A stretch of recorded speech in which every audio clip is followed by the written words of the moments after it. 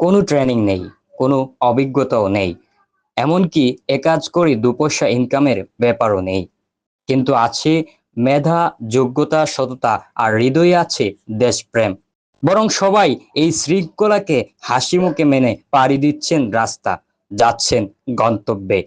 সরেজমিন মৌলভীবাজার ঘুরে দেখা যায় শহরের বিভিন্ন গুরুত্বপূর্ণ সড়কে বৃষ্টির মধ্যে ট্রাফিক ব্যবস্থা নিয়ন্ত্রণ করছেন শিক্ষার্থীরা।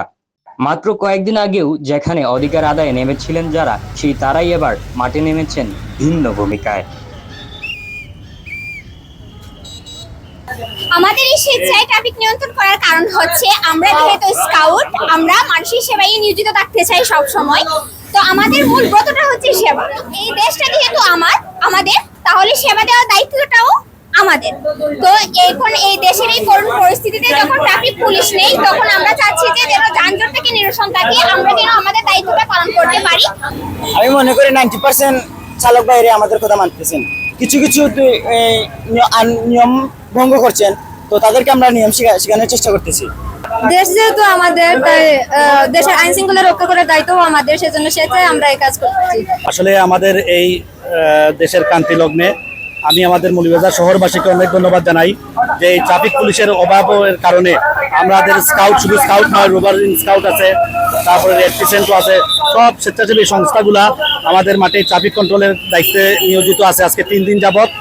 এটা অনেক ভালো একটা উদ্যোক্তা এবং ভালো সার্ভ করতেছে এবং আমাদের লাইনগুলো ক্লিয়ার রাখতেছে। এটা আমাদের জনজীবনের জন্য নিরাপদ একটা ব্যবস্থা।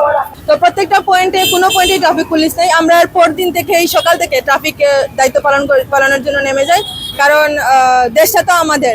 যে দেশের সর্বোচ্চ যে বিজয়টা, এটা ছাত্র সমাজের বিজয়। এখন আমরা বিজয় উদযাপন না, দেশটা আমাদের রক্ষা করতে হবে। আমরা বিগত পরশুদিন থেকে আমরা আমাদের এই ট্রাফিক পুলিশের যে কার্যক্রম সেটি পরিচালনা করছি, কারণ আমরা দেখতে পাচ্ছি যে ট্রাফিক পুলিশ নিয়মিত যারা দায়িত্ব পালন করেন তারা নেই। সেই কারণে রাস্তায় বিশৃঙ্খলা সৃষ্টি হচ্ছে, আমাদের যাতায়াত ব্যবস্থার খুবই বিঘ্ন করছে। তাই আমরা বাংলাদেশ স্কাউটস মৌলভীবাজার জেলা এবং মৌলভীবাজার সদর উপজেলার পক্ষ থেকে আমরা এই উদ্যোগটি গ্রহণ করি। মৌলভীবাজার জেলা স্কাউটের পক্ষ থেকে আসছি আমরা এখানে যানজট নিরসনে কাজ করার জন্য। কারণ বর্তমানে যে পরিস্থিতি দেশের, এই ক্রান্তি লগ্নে আমরা ছাত্ররা মানুষের পাশে যদি না দাঁড়াই তাহলে কিভাবে হবে? এই রাস্তায় ট্রাফিক নেই, যানজট, মানুষ চলাফেরা করতে পারছে না ঠিক মতো, অসুবিধায় পড়ছে। এই জন্য আমরা নেমেছি যে যাতে মানুষ ভালোভাবে চলাফেরা করতে পারে। যারা ছিলেন কলম হাতে নিজের সুন্দর জীবন গঠনের পথে, তারা এবার নামলেন সুন্দর শহর গড়ে তুলতে।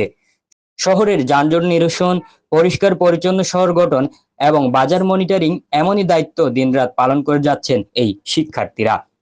শুধু আন্দোলনের মাধ্যমে সরকার পতনের মধ্যেই নিজেদের সীমাবদ্ধ না রেখে দেশকে কিভাবে পুনর্গঠন করা যায়, সেইভাবেই নিজেদের প্রস্তুত করে মাঠে নেমেছেন তারা। সরকারি চাকরিতে কোটা সংস্কারের দাবিতে গত কয়েক সপ্তাহ ধরে দেশ জুড়ে হওয়া ছাত্র আন্দোলন এক পর্যায়ে রূপ নেয় রক্তক্ষয়ী সংঘর্ষে। শেখ হাসিনা সরকারের পদত্যাগের এক দফা দাবিতে আন্দোলন চলতে থাকে সারা দেশে। এতে প্রাণ হারান সাধারণ শিক্ষার্থী, পুলিশ প্রশাসন সহ নানা শ্রেণী পেশার মানুষ।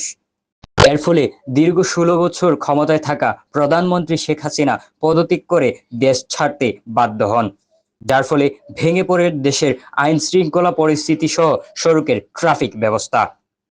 কর্মবিরতিতে চলে যায় পুলিশ, ফলে ভোগান্তিতে পড়েন সাধারণ মানুষ।